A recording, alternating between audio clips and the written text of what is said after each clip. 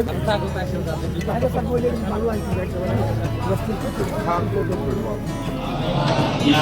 Rahim, Ya Allah, যিনারা কোরআন তেলাওয়াত করেছেন, খতম করেছেন, ইয়া আল্লাহ তিনাদের সবখানা জমা করে দাও। সুবহানা রাব্বিকা রাব্বিল ইজ্জাতি আম্মা ইয়াসিফুন ওয়া সালামুন আলাল মুরসালিন। মই যোৱাকালি গোসাইগাঁৱৰ ইফতাৰ পাৰ্টি কৰিছোঁ আৰু আজি মই কাজলগাঁৱৰ এই বৰতলা যিটো ঈদগাহ ফিল্ড ইয়াতে মই একেলগে ইছলাম ধৰ্মীয় লোকসকলৰ লগত মই ইফতাৰ পাৰ্টি কৰিছোঁ আৰু মই দোৱা কৰিছোঁ যে আল্লাই বা ভগৱানে বা ঈশ্বৰে আমাৰ মাজত একতা আনক, একতা থাকিব দিয়ক বা শান্তি বজাই ৰাখিব পাৰে। তাৰ কাৰণে মই মানে কথাটো হ'ল আমাক শান্তি লাগে, আমাক একতা লাগে, আমাক উন্নয়ন লাগে। সেইখিনি কথা মই মই আজি প্ৰাৰ্থনা কৰিছোঁ, দোৱা কৰিছোঁ যে আমাৰ মাজত একতা থাকক, আমাৰ মাজত শান্তি থাকক আৰু আল্লাই যাতে আমাৰ এই অঞ্চলত সকলো জাতি জনগোষ্ঠী মিলি পেলাই একেলগে কাম কৰিবলৈ সুবিধা দিয়ক। তাৰ কাৰণে মই দোৱা কৰিছোঁ। ইউ পি পি এলে কি কাম কৰিছে, ডিফেন্স বৰ্ডে কি কাম কৰিছে? সি কাম কৰিছে এছেম্বলি ভাঙাটোহে কাম কৰিছে, ইয়াৰ বাদে কি কাম কৰিছে? আমিতো ৰাইজৰ কাৰণে কাম কৰি আছে। ডিফেন্স বৰ্ডে কি কাম কৰিছে? এফচি প্ৰেচিডেণ্ট আহি পেলাই এই আমাৰ এছেম্বলিটো ভাঙাটোহে কাম কৰিছে। আৰু ডিফেন্স বৰ্ড হ'ল আমাৰ বড়ো জাতীয় আমাৰ বড়ো সমাজৰ বড়ো জাতীয় ছাত্ৰ সংগঠনৰ নেতা হয়। সি যদি কাম কৰে বড়ো জাতিৰ কাৰণেই কাম কৰিব। কোনোবা মুছলিম, কোনোবা অসমীয়া,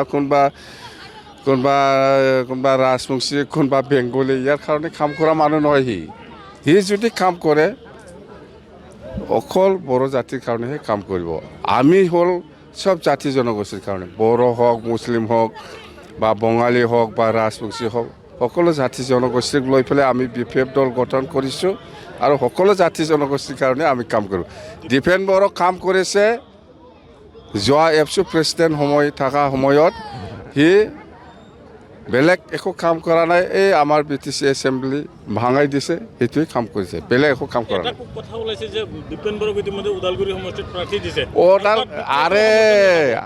আৰে ডিফেন্স বৰ্ডতকৈ আৰু কোনোবা ডাঙৰ নেতা আছে নেকি এফচিৰ? আহকচোন কি ডিফেন্স বৰ্ড, ইয়াতকৈ আৰু ডাঙৰ নেতা আছে না নাই? ডিফেন্স বৰ্ড খেলক, মই এইবিলাক একো নক'ম। আজি নিৰ্বাচনী অধিসূচনা ইতিমধ্যে ঘোষণা হৈছে। হয়, নিৰ্বাচন কি ক'ব?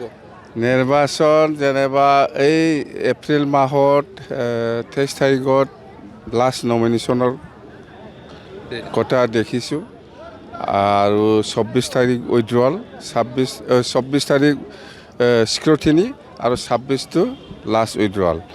আৰু নিৰ্বাচনটো হ'ব 9 এপ্ৰিলত, ফলাফল হ'ব 4 তাৰিখ মে'। তো যিহেতু কোড অফ কণ্ডাক্ট আজিৰ পৰাই লাগিছে বুলি আমি ক'ব পাৰোঁ আৰু আমি ইলেকশ্যন যিটো কোড অফ কণ্ডাক্ট সেইটো মানি পেলাই আমি চলিম আৰু আমাৰ যথেষ্ট প্ৰিপাৰেশ্যন খুব ভাল। সকলো 15টা সমষ্টিত মুঠতে আমি NDA হিচাপে আমি 15জন MLA পঠোৱাটো আমাৰ দায়িত্ব আৰু BPFে আজিও কাজলগাঁও BPF অফিচত সকলো কৰ্মীসকলক লৈ পেলাই আমি এটা কৰ্মীয় সভা পাতিছোঁ, গোসাইগাঁৱতো পাতিছোঁ। মুঠতে আমাৰ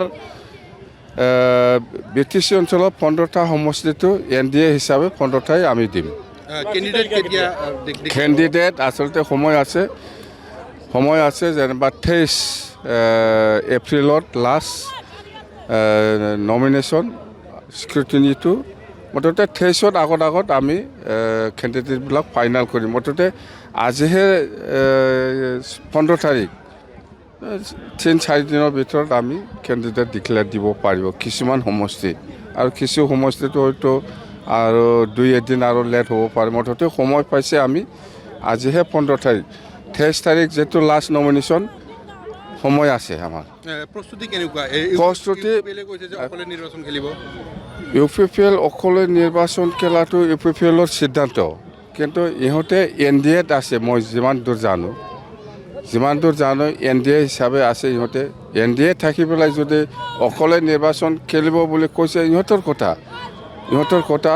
মই ইয়াৰ ওপৰত একো ক'বলৈ নাযাওঁ। মুঠতে আমি এন ডি এ হিচাপে 15টা MLA টো পঠোৱাটো আমাৰ দায়িত্ব। আমি এই হিচাপত কাম কৰিম।